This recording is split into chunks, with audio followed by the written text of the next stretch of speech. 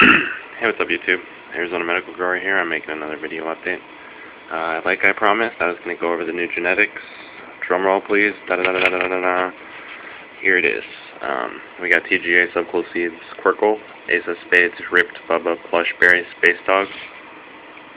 Time Wreck. Time Wreck, bro. Look that up. If you don't know what Time Wreck is, look that shit up. I also have Apollo 13 by TGA. That's just not written on here.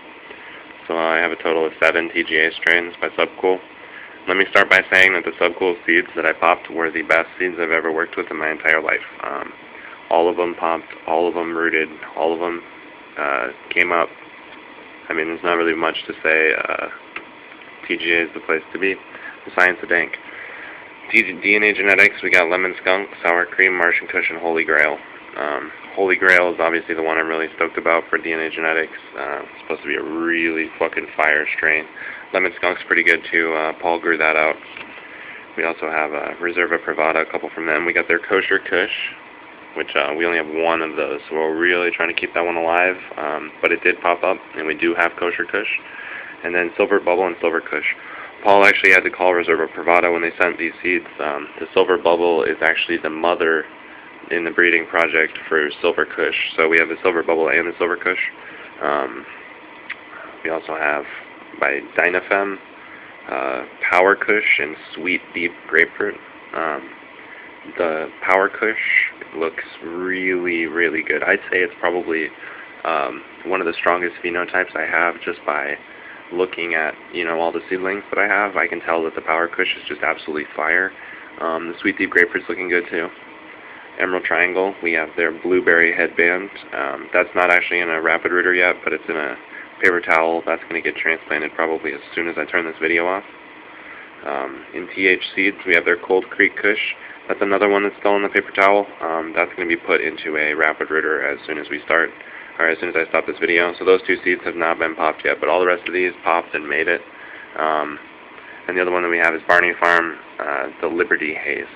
So, you know, obviously the Liberty Haze, the Cold Creek Kush, the Kosher Kush, and the Holy Grail are going to be like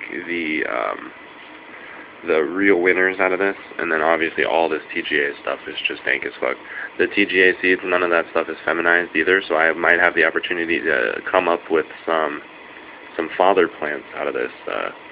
A lot of people have this belief about finding a male plant and saving it for the pollen. But unless you're able to replicate that pollen over and over again by actually saving the father plant, you're not going to be able to consistently breed with that.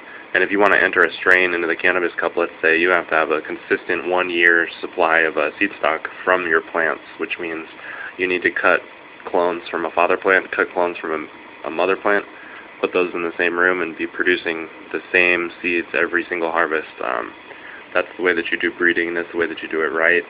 That's definitely what I'm going to be doing with some of these things, breeding with them. I'm not going to be calling them myself, but I'll tell people that TGA, Subcool, Quirkle, or whatever, mixed with whatever. I'm not going to steal anybody's genetics, but, yep, that's the new lineup, bro. And, like, I made a Tumblr post, actually, and I talked about some of the other strains that I have from Paul's mother plants. He has a lot of stuff from Greenhouse. He has Great White Shark. He has Big Bang, Super Silver, Super Lemon.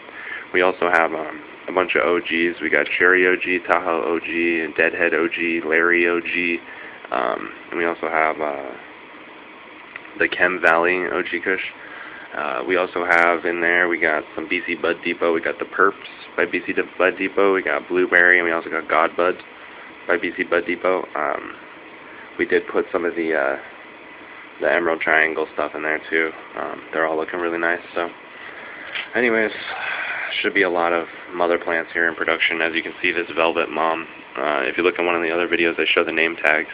It was originally cut in October of 2011, and it was transplanted into that 10-gallon pot in about the end of January. So it's been in that pot for a little bit under 2 months, actually. So it's starting to look great. The next step for these mother plants is to get all of these in trash cans, and then get all those other seeds that I have in the nursery into pots so they can start to mother out, kind of like this one right here. But yeah, guys, thanks for tuning in. If you haven't subscribed to my channel, you can do so up here, and you can also leave a comment, like it, add me as a friend, all down there. If you're not on my channel page right now, go ahead and click my name in blue, and that will take you to my channel page.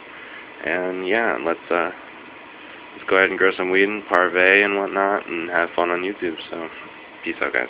Have a good night.